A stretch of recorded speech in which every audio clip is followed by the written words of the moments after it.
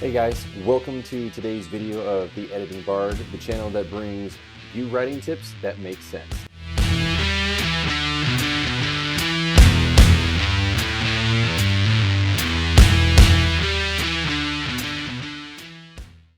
Welcome to today's episode. I'm super excited to finally be able to sit down and have the time to do this. And it's something that I've gotten questions about. What do I use for an editing software? To be honest, I've been using Grammarly for about 2 years now. You've heard me talk about Grammarly in other episodes. You've heard me mention Pro Writing Aid in other episodes. And today is finally the day where we get to talk about the differences between which one, and I can make a recommendation to you as to which one is going to be best for you. So the first one that we are going to take a look at is Grammarly. I know I have Pro Writing Aid up, but that's going to be a teaser. So let's minimize this and go to Grammarly. Here's the down low about Grammarly. It is not 100% of the time. You've heard me say this. In terms of look, it is by far the cleanest between the two. Now, I've already kind of opened it up and done it, but just to kind of give you a feel for it, you know, this is everything. It keeps it all nice and tidy. You can see down here, it actually has the desktop version. You can log in online.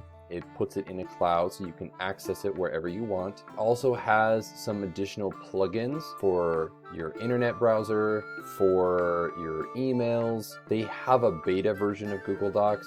It's not that great, to be honest. They might have updated it. I just don't use Google Docs enough to know much about it. I primarily live off of the desktop one. Diving into this is a super clean, it's white. There's not a lot of confusion. There's not a lot of options, which is kind of what I love about Grammarly. Looking at this here, I want you guys to see how I typically set it up. So this assistant over here is really where I have come to love and hate at times what Grammarly has to offer. So let's start with the overall score. So you can see I have 87% right now, and that is largely because of the amount of errors that I have. You can import whole documents. I don't know what the exact cutoff is to where it's too big a file for Grammarly to handle, but I mean, if you were uploading in batches of 10,000 words, you're going to be fine. What you can see here, and what I really use this particular area for, is to look at the read time. 47 minutes and 41 seconds is what the average read time is going to be for approximately 12,000 words. Now, if we scroll down a little bit, you're going to see word length. It's, you know, average word length. Sentence length is above average. Readability score. This is the second most important thing that I use Grammarly for, is the readability score. What this is, the reading ease test. The higher the score indicates material that is easier to read. So as of right now, and as you can see, someone with a 5th grade education level or age 11 is going to understand my style of writing. Considering that I primarily write YA, this is extremely beneficial to use. Now, you may be wondering what all of this stuff is right here on this side. Well, that's the alerts. So this is counting up all the alerts that I have in this document. So 295. You can tell I haven't run it through Grammarly yet. Part of it was for the purpose of being able to do one of these videos. So you can see I can match it by color. Correctness, there's 187 alerts, so you know, pretty much all of the alerts are correctness.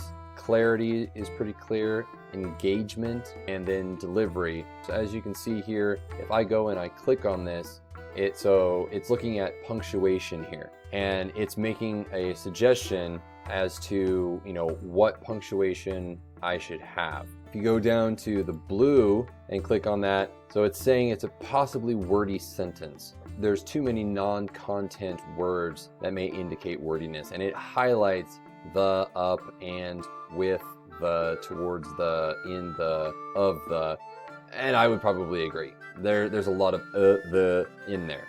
In delivery, so it's saying formality. it appears that the verb was should be in the subjective form. Here's the other thing that I haven't touched on yet. A lot of this is incorrect because of my goals. And I did forget to mention this at the beginning. So this is aside from the overall score, this is really where Grammarly is going to come into play as a very helpful tool. It helps you set the tone that you're looking for. You have your audience, your formality, your domain, your tone, and your intent. Now for audience, I like to have it be knowledgeable, so it requires some focus to read. Again, my goal is kind of YA, 16, 17, 18 as an age range. The formality I want as informal, so it allows some slang and some other more casual language uses. I'm writing fantasy, so I want it to be able to be fudged just a little bit. Domain is set as general, so it applies the most rules of conventions with medium strictness. I want creative. I want to be able to bend the rules, and this is for the purpose of writing the novel. So you want to live in creative mode. Tone was just updated probably about a month ago. In this one, I want it to kind of feel urgent. And really that's all I want, because this first chapter is all about, the main character trying to escape. And the ones on the intent, you have inform, describe, convince, tell a story. I'm always wanting to describe and tell a story. So now if I go and I click done, you're gonna see the assistant up here. It's doing its little swirly thing. So now it cut down almost 100 alerts off of what the current alert was, and my overall score just got bumped up. Usually you fix one issue and then it fixes kind of a whole slew of issues. Now if you don't agree with something, then you don't have to click it. If you don't agree, you just come up here, click on what is being said, what it's looking at, then I would just hit the dismiss button and it removes it.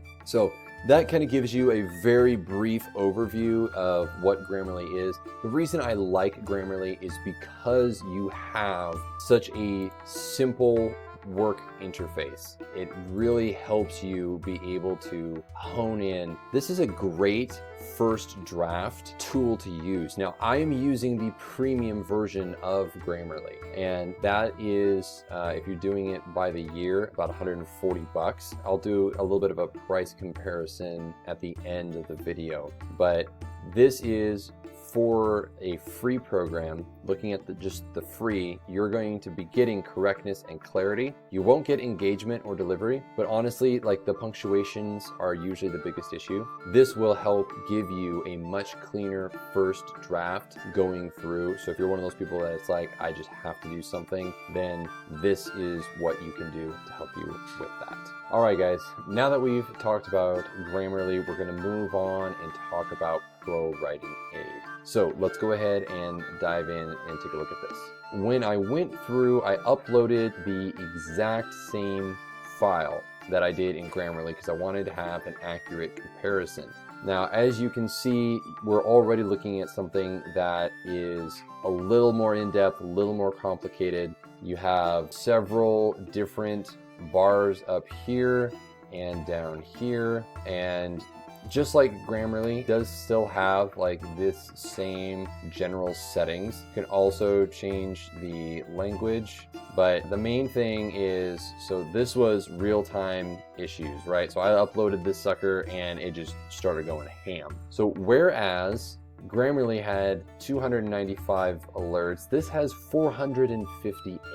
So it is much more in depth than Grammarly is, which is one of the reasons why I ended up purchasing it. What we want to look at, and one of the things that I've kind of played around with, is the differences in how Grammarly and Pro Writing Aid kind of measure this. So to give an example, so we're looking at the core reports here, right? So real time, I can turn this on or off. There's the summary, which if we click on that, all right, so as you can see here, file that I have, which was 11,000 words, which Grammarly didn't have an issue with. Pro Writing Aid is having a little bit of an issue. So let's go ahead and just hit yes. So it's now going to be building out the summary for the entire report. You're going to probably be having to do it in smaller batches than you would with Grammarly. You're not going to get the same level of detail because, I mean, yeah, if you just look at this, you know, I have a lower overall score, grammar's bad, spelling's good, style's okay, terminology, I don't really have a lot of that. This is something interesting. So this is saying I have 12,205 words, whereas Grammarly was saying I had 11,900 and something. This would probably even change if I opened it up in Microsoft Office Word. Like everything, it's not going to be 100% accurate 100% of the time. I'm still in the 88 for a readability score, so you know, I'm doing really good there. Sentence structure, so it's saying I have sentences that are too long. This breaks it down sentence length, so the length of the first 100 sentences in the document. My writing style, I'm not using a lot of passive, there's a lot of hidden verbs, there's a lot of adverbs. You're seeing that this is already getting a lot more out of this than what Grammarly was giving me. Transitions, repeated phrases, it just goes on. So we finally now reached the end. As you guys can see, this is a huge report. It does this same thing regardless of the length. All right, so what I did is I went ahead and just selected the first chapter to try and get rid of some load time. Let's go over to style, going through everything that error related, so, you know, was supposed to. It's a passive verb, was supposed to, passive verb. Notice how Grammarly's catching it, but Pro Writing Aid didn't. So this is actually where you can kind of combine them a little bit and have it be a little bit more of a multiple checking process because they didn't catch it.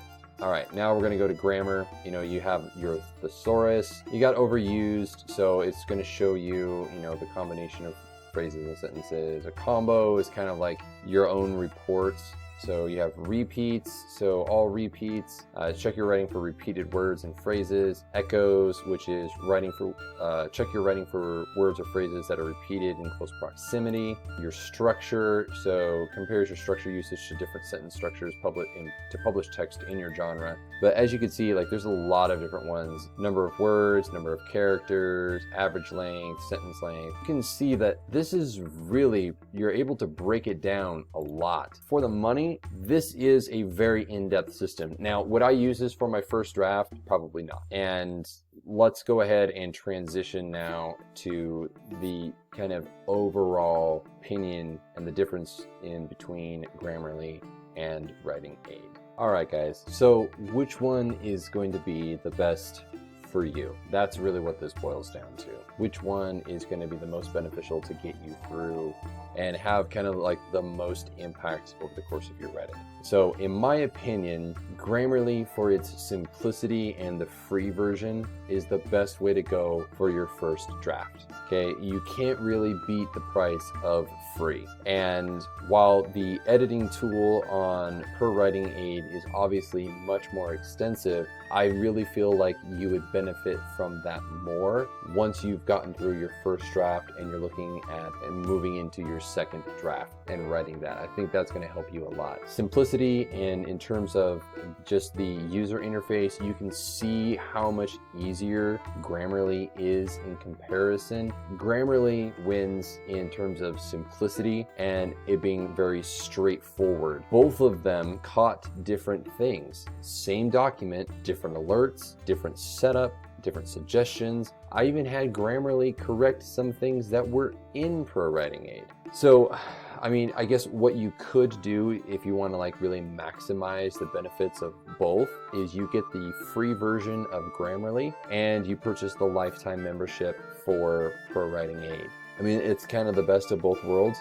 In terms of pricing, I would hands down give the price to Pro Writing Aid. It's $70 a year for a subscription versus the yearly subscription for Grammarly, which is $139. I essentially paid $1 more. Pro Writing Aid was on sale when I purchased it, and I have it for 50 years. So, I mean, the lifetime price right now is $240. I mean, like that's what what it is normally. So, you could expect to pay that, but one time for that is going to be way less than what you're going to be paying for a premium version of Grammarly over time. If you're looking at getting some sort of editing software, then and you're on a budget, right? We all are. I started off with the free version of Grammarly, so that would be a great place to start, with a free version. Get through your first draft. If you're serious about writing and you really want to take it up a notch and really dig in to your writing, that point it would behoove you to get Pro Writing Aid. I love Grammarly for its simplicity. I love Pro Writing Aid for its in-depth look at the writing. So you really can't go wrong with either of them. You have to decide which one is going to be best for you. I hope that this video has helped you guys figure out which one is going to be best for you. I do have links down in the notes that takes you to the Grammarly website and to the Pro Writing Aid website, so you can check both of those out. And if you have any questions for me, please let me know. Down in the comments, comment, what you use, what you have found to be effective. Keep it civil. We're not enemies here. Like, people use different things. It's okay. Some people don't use either of these. They just use the Microsoft Office Word. Either way, comment below. Let me know what it is that you guys use, because I love finding out especially if there's a new tool that I can take a look at, then I can do a review for you guys. All right, guys, thank you so much, and I'll see you next time. Take care.